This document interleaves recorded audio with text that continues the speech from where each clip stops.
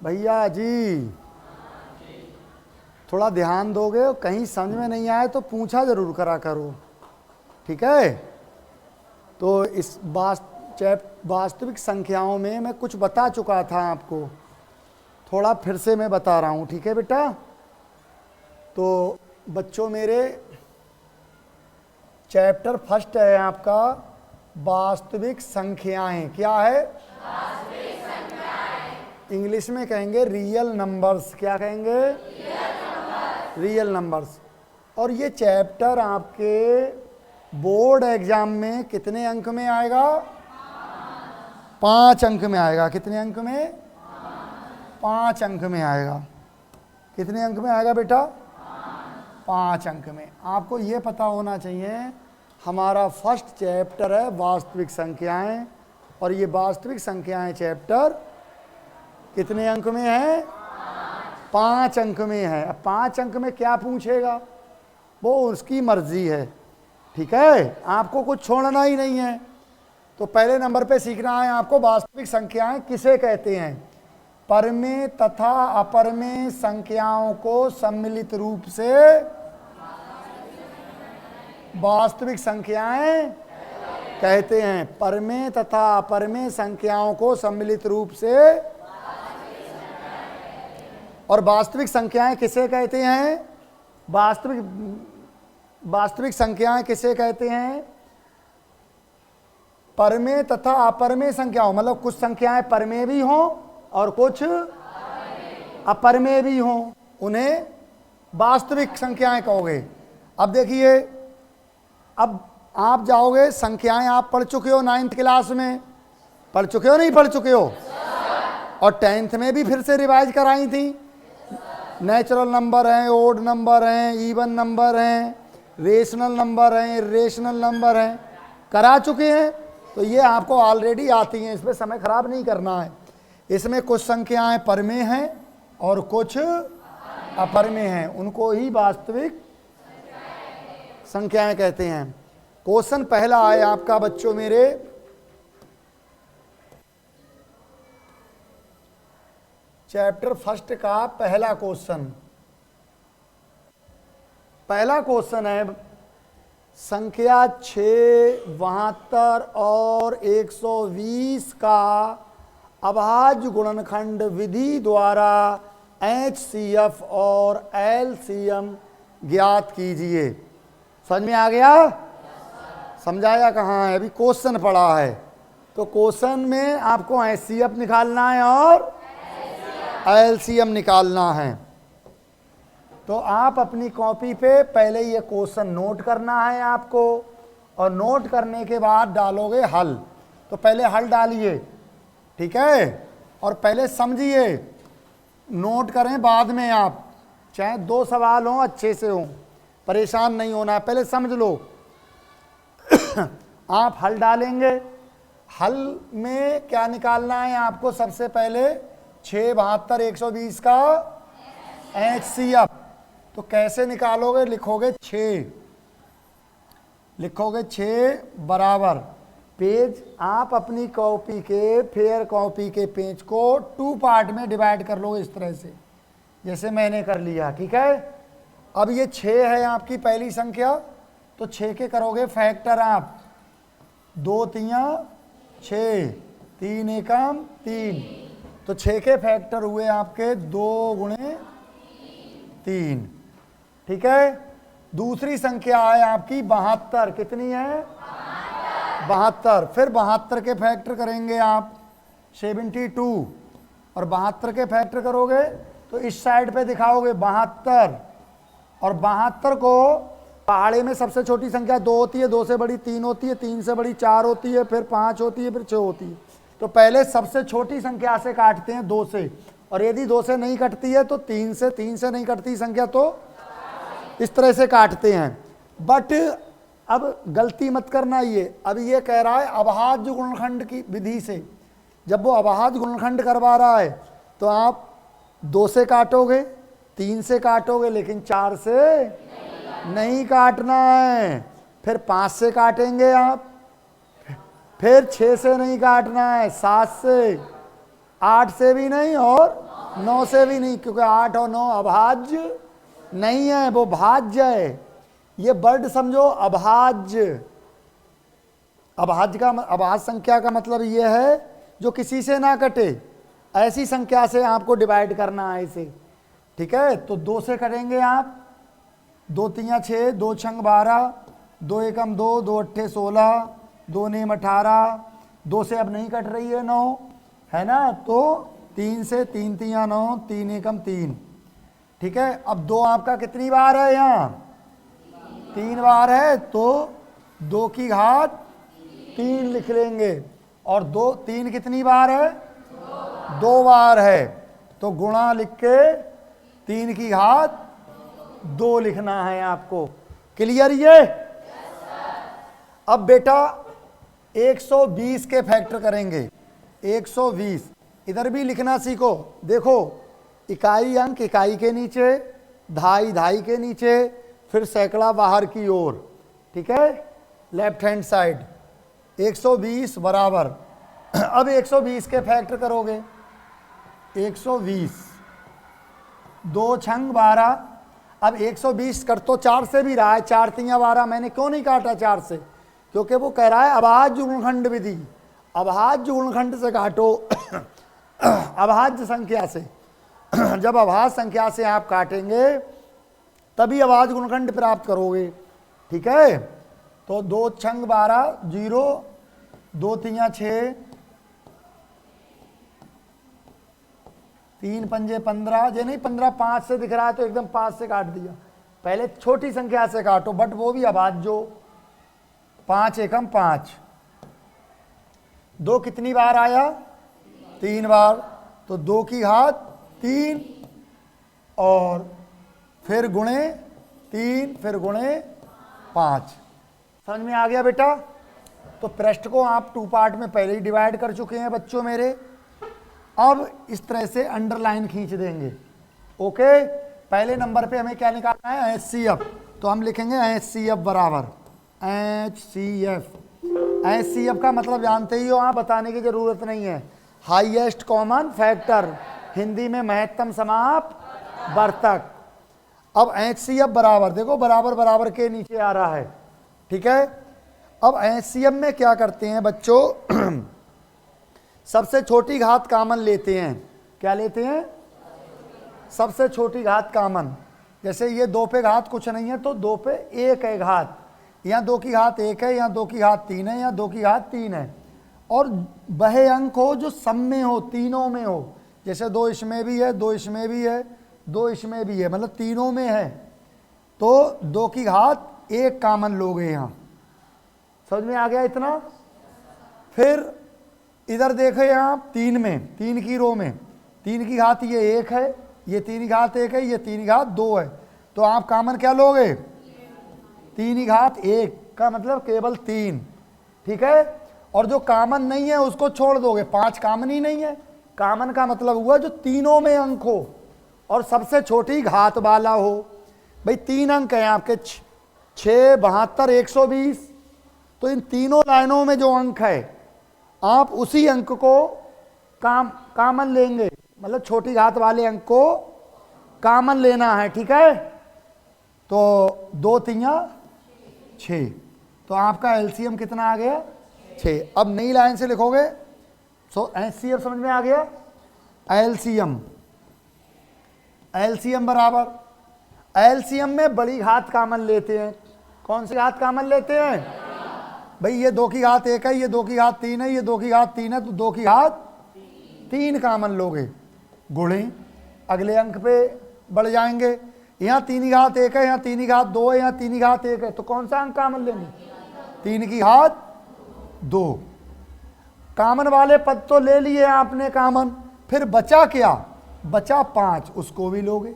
मान लो यहाँ भी कुछ और बचता 7 इस लाइन में, तो उसको भी लिखते।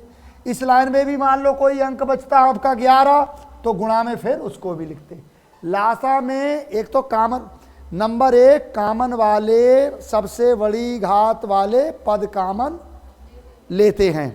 ठीक है, फिर जो अंक बचते हैं उनको भी गुणा में लिख लेते हैं। ओके बच्चों मेरे, अब इसको हल करेंगे, 2 का घन कितना होता है 8, मतलब 2 को 3 बार लिखोगे तो 8 आएगा, और 3 का घन कितना होता है, 3 का वर्ग कितना होता है 9 गुणा 5। अब देखो ट्रिक आप करोगे पहले 8 की 9 की ही गुणा, 8 ने 72, फिर 72 को 5 से करोगे। अच्छी बात ये देखा करो, थोड़ा सा विचार करो, पहले 8 की 5 की नहीं कर लें, गुणा तो वही आएगी, 8 पंजे 40, अब जीरो तो वैसे ही दिमाग में रहेगा, जीरो ही आएगा। 8 पंजे 40 हो गया, और 40 में क्या है 4, 9 की उचारी गुणा कर दो, 9 चौक 36। ये जल्दी की ट्रिक भी सीखो।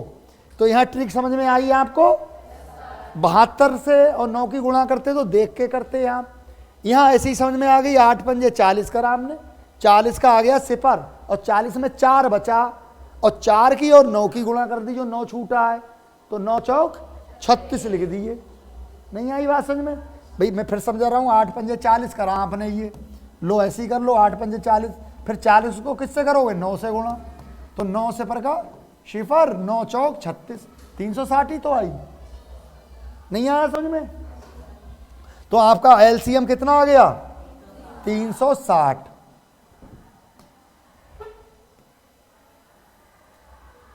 एचसीएफ 6 और एलसीएम 360। सॉरी मैं एक यहां भूल गया एक पॉइंट, इसने कहा था अभाज्य गुणनखंड विधि द्वारा एचसीएफ एलसीएम ज्ञात कीजिए, तो आपको यहां हल में लिखना था अभाज्य, जिस विधि से पूछा है उसी विधि, उस विधि का नाम भी लिखना है, अभाज्य गुणनखंड विधि से।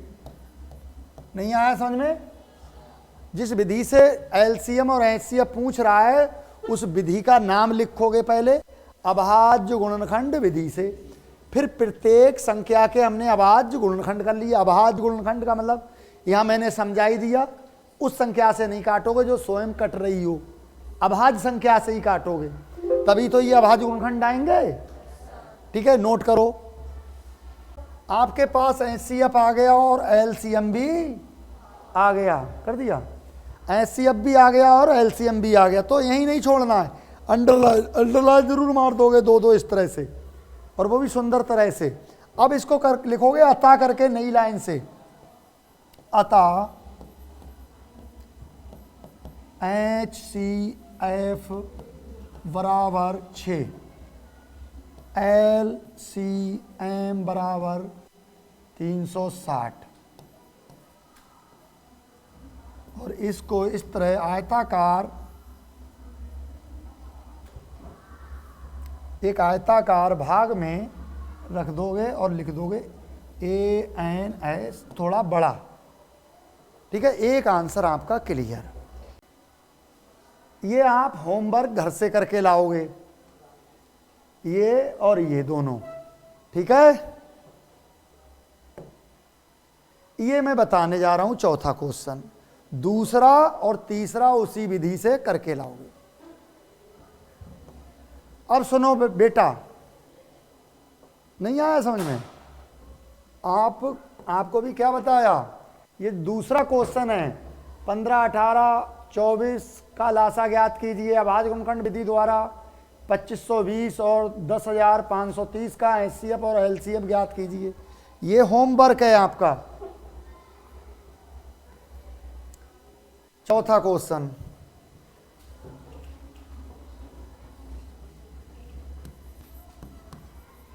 हल डालेंगे, कह रहा है यूक्लिड एल्गोरिथम के प्रयोग से 378, 180 और 420 का एचसीएफ ज्ञात कीजिए।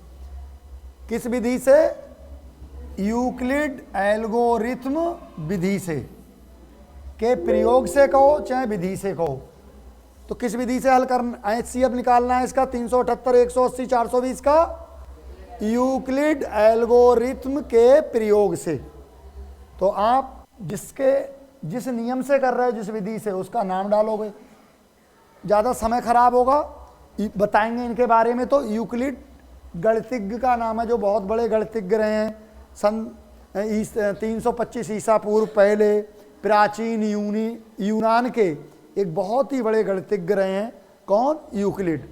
और एल्गोरिथम मीन क्या होता है? एल्गोरिथम माने जैसे कंप्यूटर में आप इनपुट कर रहे हैं तो वो आउटपुट दे रहा है, इसको कहते हैं एल्गोरिथम। समझ में आ रहा है बेटा? तो आप लिखोगे पहले Euclid algorithm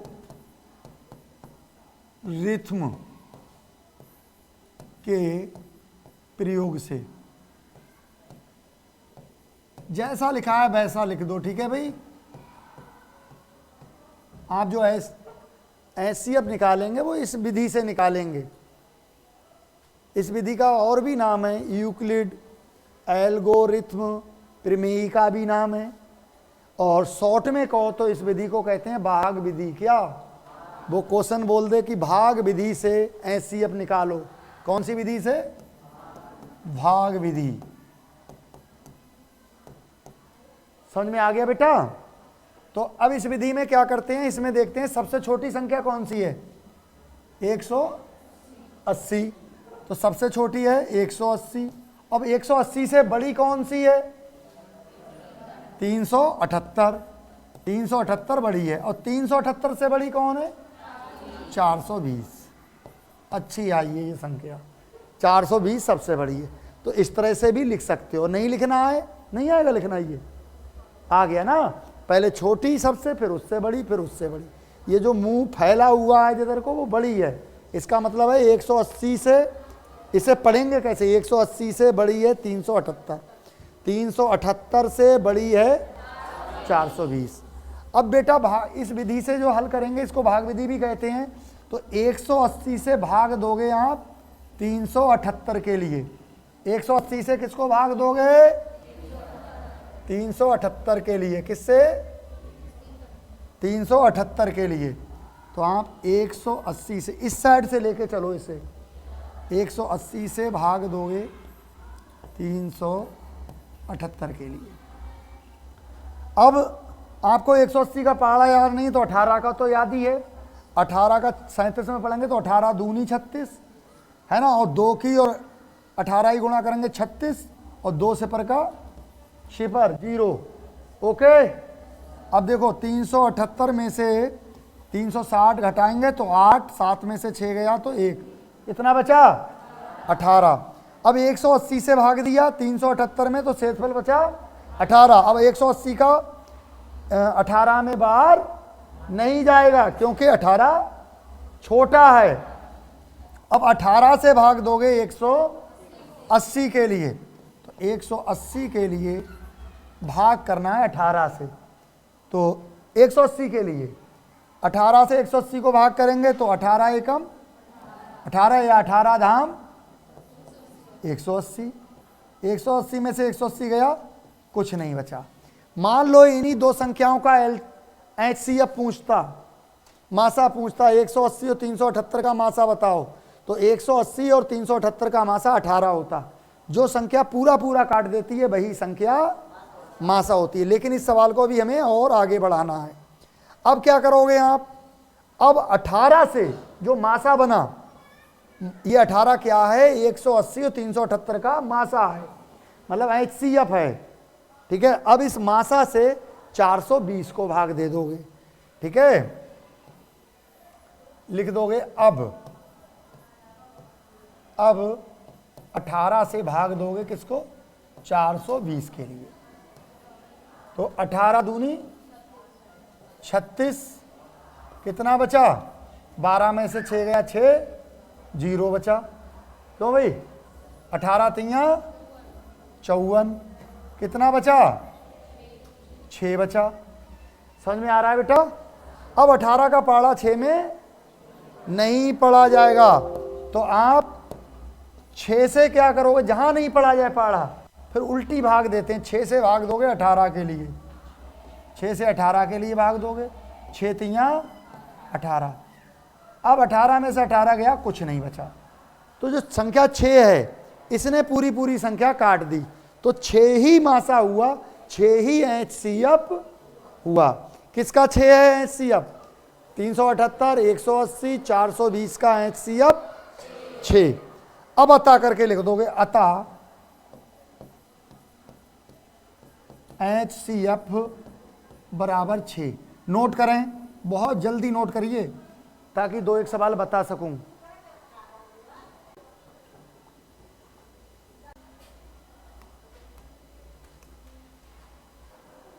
next question,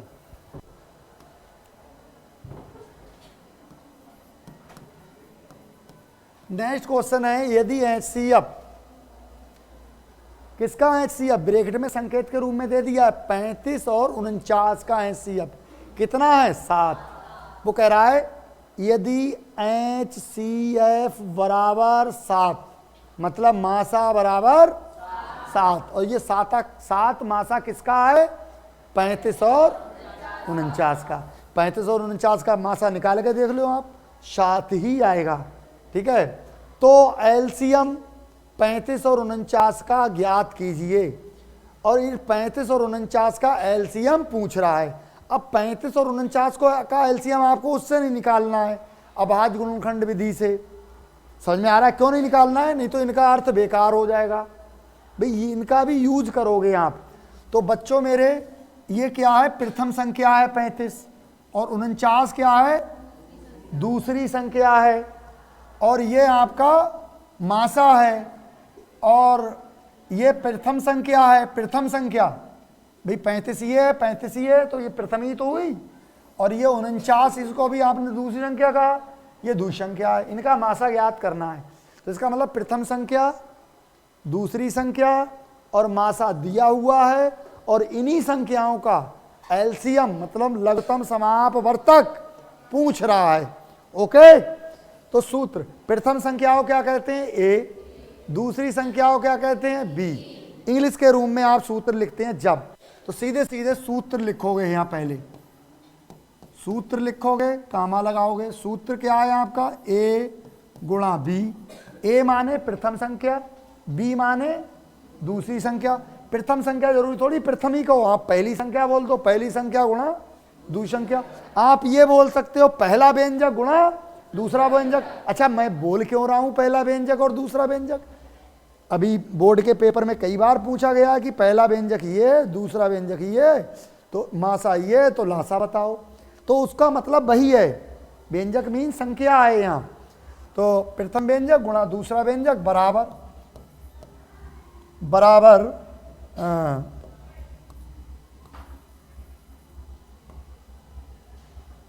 HCF गुणा एलसीएम।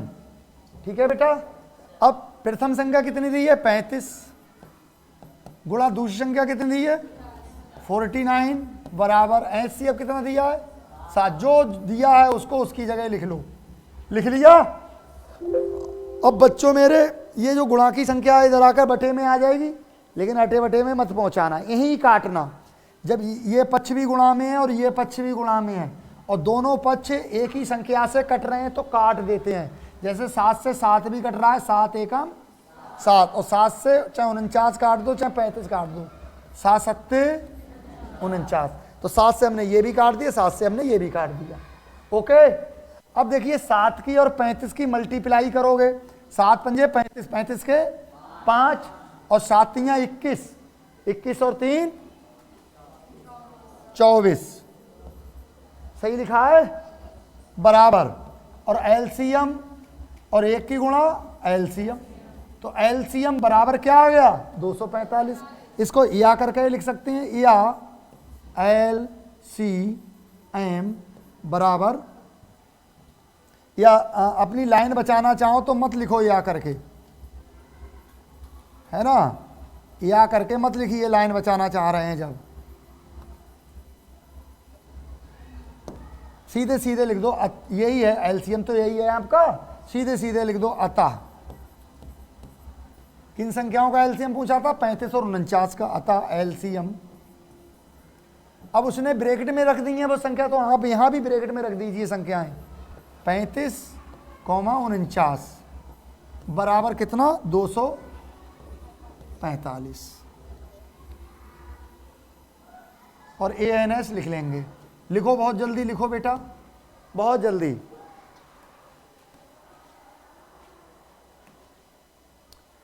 ये आपको चारों के होमवर्क में करना है।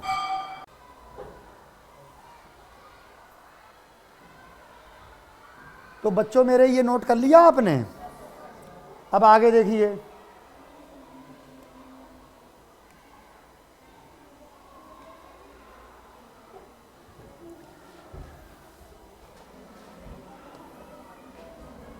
बात नहीं करना, बात नहीं करनी है। ध्यान दो, कितने नियम के सवाल बता दिए अब तक? 2 के बताएं केवल? 3 के, 3 नियम हो गए आपके। चौथा कह रहा है संख्या 156 के अभाज्य गुणनखंड ज्ञात कीजिए। 156 के क्या ज्ञात करना है? अभाज्य गुणनखंड। और ये हम पहले ही बता चुके हैं आपको पहले सवाल में, फिर भी करिए हल। हल में 156 लिखोगे, 156 बराबर, पृष्ठ को 2 पार्ट में डिवाइड कर दोगे। 156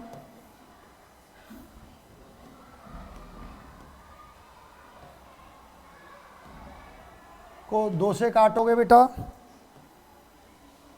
2 सत्ते 14, 2 अट्ठे 16, 2 तियाँ 6, 2 नीम 18, और 3 एकम 3, 3 9, और 13 एकम 13।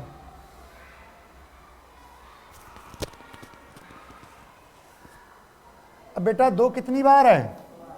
2 बार। इसी तरह से लिखना सीखो, 2 की घात 2 गुणे 3 एक ही बार है और 13 भी एक ही बार है। तो 156 के अभाज्य गुणनखंड क्या हो गए? 2, 3, 13। अभाज्य गुणनखंड, जहां अभाज्य कहे तो अभाज्य संख्या वो होती है जो किसी से ना कटे। तो इस संख्या को, जिसके अभाज्य गुणनखंड पूछ रहा है, उसको ऐसी संख्या से काटोगे जो खुद किसी अन्य संख्या से नहीं कटती हो। समझ में आ गया बेटा? अब देखो, इसको लिखोगे अतः करके। अतः संख्या 156 के अभाज्य गुणनखंड बराबर 2 की घात 2 गुणे 3 गुणे 13। और इसको इस तरह से आयताकार आकृति में क्लोज कर दोगे, बंद कर दोगे। ANS कराए संख्या 144 के अभाज्य गुणनखंड में अभाज्य गुणनखंडों की घातों का योगफल, योग ज्ञात कीजिए। क्या कह रहा है? प्लीज बच्चों मेरे, कह रहा है संख्या 144 के, संख्या 144 के अभाज्य गुणनखंड में, अभाज्य गुणनखंड में अभाज्य गुणनखंडों की घातों का योग ज्ञात कीजिए। तो पहले 144 के क्या करना है आपको? 144 के करना है अभाज्य गुणनखंड। फिर उन अभाज्य गुणनखंडों की जो घातें आएंगी उनका क्या करना है? योग। योग माने जोड़ना है उनको। तो देखिए कैसे करते हैं इसे। हल डालेंगे आप और हल में लिखेंगे 144 बराबर, अब 144 के अभाज्य गुणनखंड करना है आपको। तो 144 को अभाज्य संख्या से ही काटोगे, पहले सबसे छोटी से, फिर उससे नहीं कटे तो सेकंड से, फिर थर्ड से, अभाज्य से ही। तो 2 सत्ते 14, 2 दूनी 4, 2 तियाँ 6, 2 छंग 12, 2 एकम 2 अट्ठे 16, 2 नेम 18, 3 तियाँ 9, 3 एकम 3। ठीक है। अब देखिए 2 कितनी बार आया है? 4 बार आया है। तो 2 की घात 4। 3 कितनी बार आया है? 2 बार। 3 की घात 2। ठीक है। ये तो 144 के अभाज्य गुणनखंड हो गए।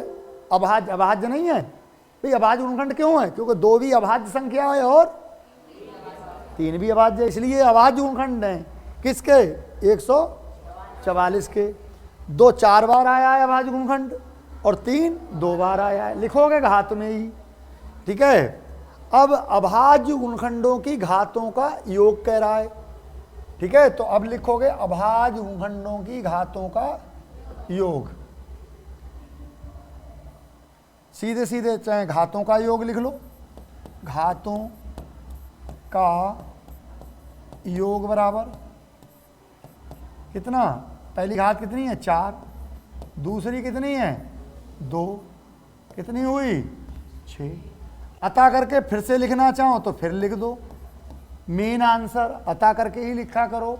अभाज्य गुणनखंडों की घातों का योग बराबर, जैसे पूछ रहा है अभाज्य गुणनखंडों की घातों का योग बराबर 6। मेन आंसर 6 है ये आपका। अब आपने उसको डायरेक्ट लिख दिया, इसको आयताकार आकृति में क्लोज कर दो, बंद कर दो ANS। लेकिन आयताकार आकृति ऐसी ना हो कि जो टच करे शब्द के लिए, ठीक है, या बुरी तरह से बना दिया आपने। नेक्स्ट क्वेश्चन पे आ जाओ बेटा बच्चों मेरे।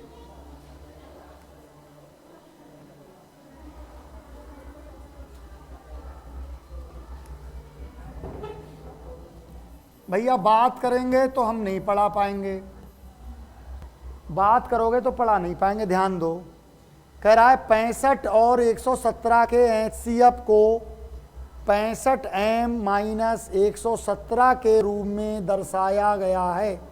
m का मान ज्ञात कीजिए। पहले तो m का मान ज्ञात कीजिए, यहाँ तक सीखो बच्चों। फिर से देखो, कह रहा है 65 और 117, 65 और 117 के किसको, HCF को, मतलब 65 और 117 के HCF को 65m - 117 के रूप में दर्शाया गया है। दर्शाया माने दिखाया गया है।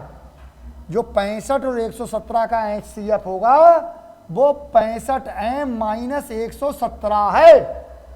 नहीं आई बात समझ में? वो ये कह रहा है 65 और 117 का HCF जो भी हो, 10 हो, 20 हो, 30 हो, लेकिन वो ये कह रहा है 65 और 117 का जो HCF है वो 65m - 117 है। जैसे मैं बता रहा हूं आपको, जैसे कोई ये कहे संख्या 2 के लिए, संख्या 2 के लिए, संख्या 2 के लिए 16/8 के रूप में दर्शाया गया है।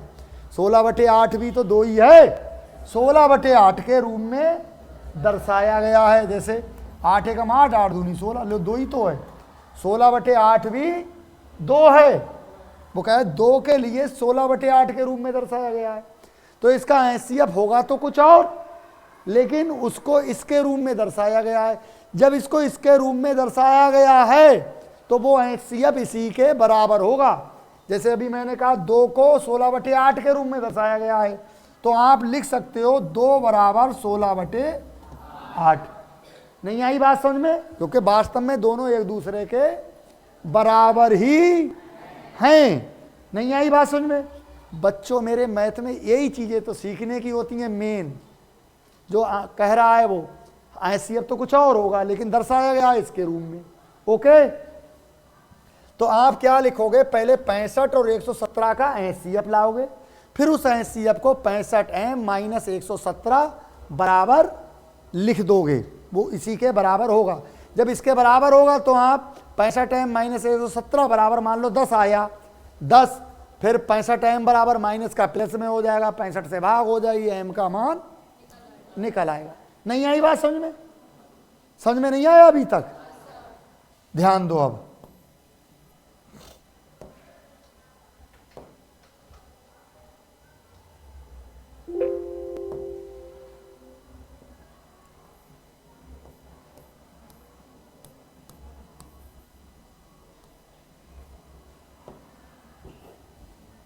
तो लिखोगे, अब HCF कैसे निकालोगे 65 117 का? एक तो यूक्लिड एल्गोरिथम विधि से निकाल लो, दूसरा अभाज्य गुणनखंड विधि से निकालोगे।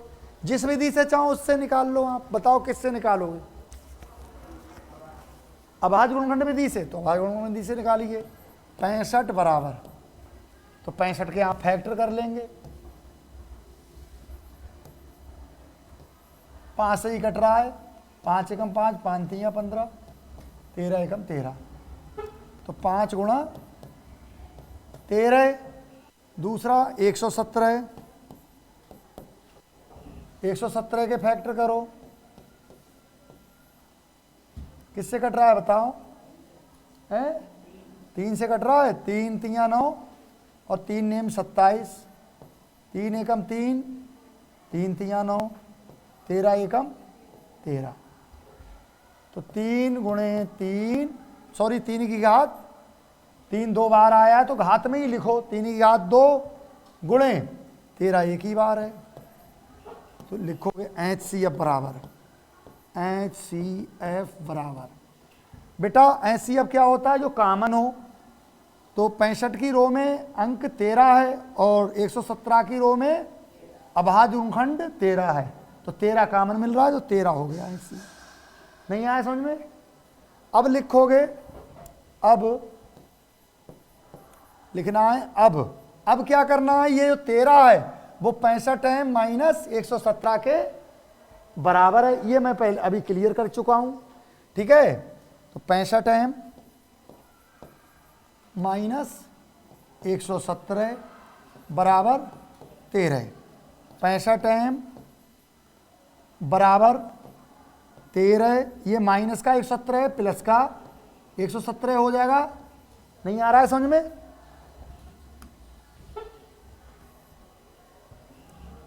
अब क्या करोगे बेटा? बच्चों बोलो ना यार। 13 और 117 जोड़ो, कितना हुआ? 130। और इसको क्या करोगे? बराबर ही लिखोगे। m बराबर क्या लिखना है? बराबर बराबर यही करो। 65 गुणा m बराबर 130। जब ये गुणा में संख्याएं हैं और एक दूसरे के बराबर हैं तो कट रही हैं, तो काट देंगे। 65 एकम 65, 65 दूनी 130, 65 दूनी होता है 130। समझ में आ गया? तो m बराबर 2, m का मान 2 आ गया। एक तो वो m का मान पूछ रहा था, वो एक आंसर हमारा आ गया। अंडरलाइन कर दो इसको।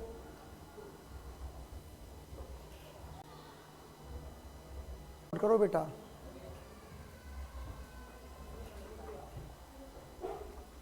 अब वो कह रहा है अभाज्य गुणनखंड विधि के प्रयोग से 65 और 117 का एलसीएम ज्ञात कीजिए। तो आगे कर ही लोगे भैया, इसका नए सिरे से फिर से इसी तरह से एलसीएम निकाल लोगे। किसका? अच्छा ऊपर है तो भाई आपने ध्यान ही नहीं दिलवाया, जहां एचसीएफ निकाला है वहीं एलसीएम निकालोगे। सॉरी, ध्यान दो, 1 मिनट, यही करो इसको भाई। ऐसे वो केवल एम पूछता तो एम का मान तो आ गया। अब हम एलसीएम भी यही निकाल लेंगे। एलसीएम बराबर, एलसीएम जब निकालते हैं तो क्या करते हैं बताओ? कॉमन लेते हैं।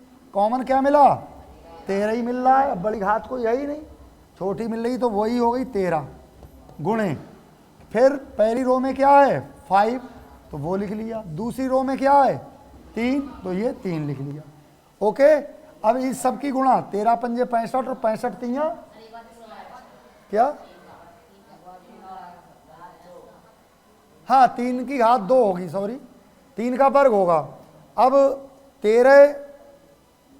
13 गुणे 5 गुणा 3 का वर्ग।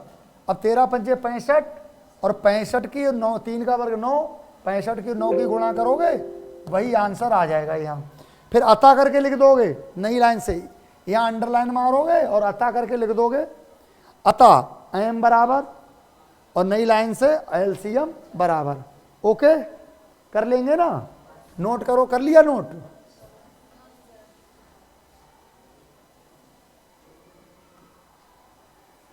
नोट कर लिया? आगे बढ़ूं?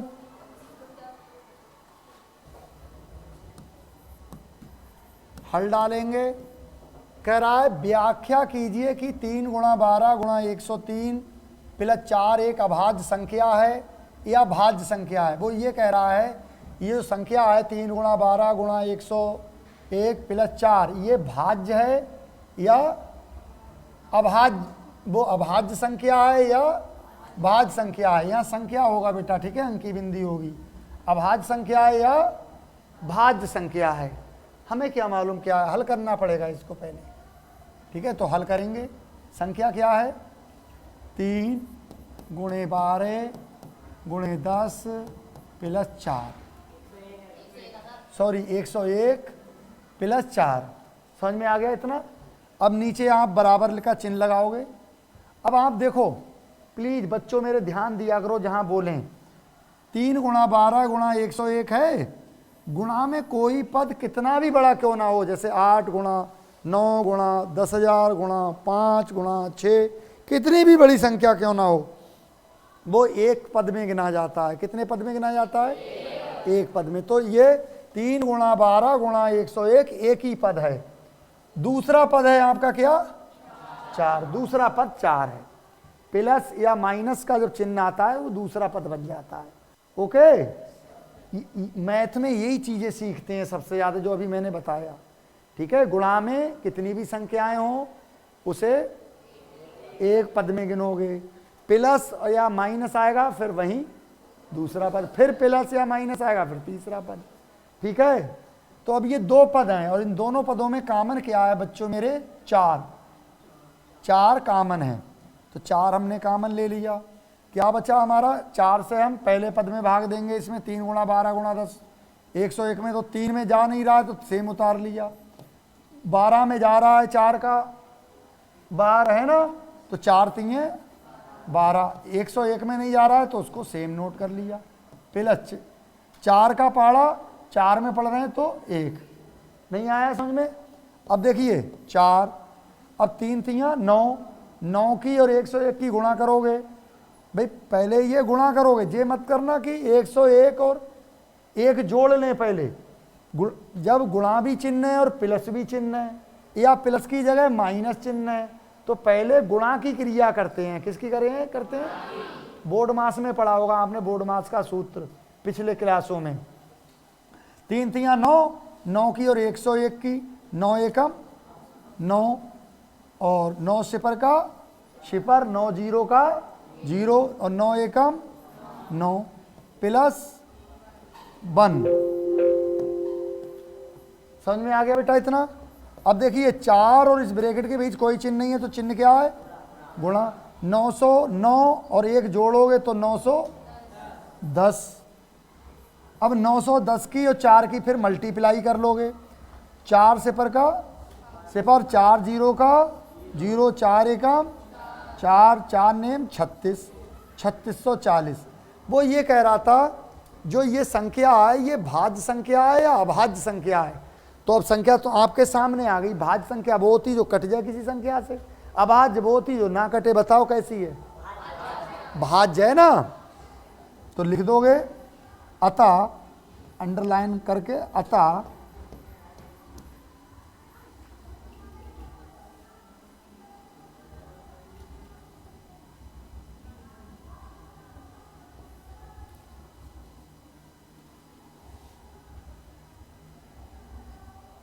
तीन गुणा 12 गुणा 101 प्लस 4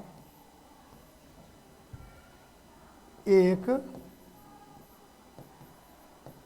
भाज्य संख्या है। जैसे पूछा गया है वैसे ही लिखना है आपको।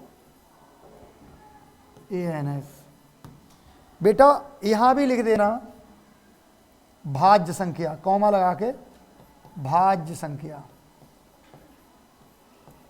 और मान लो ये संख्या ऐसी आती जो किसी से नहीं कटती तो क्या लिखते? अभाज्य संख्या। अब अतः करके हमने जिस भाषा में पूछा गया है आंसर उस भाषा में दे दिया। नहीं आया समझ में? नोट कर लिया? करो, नोट करो।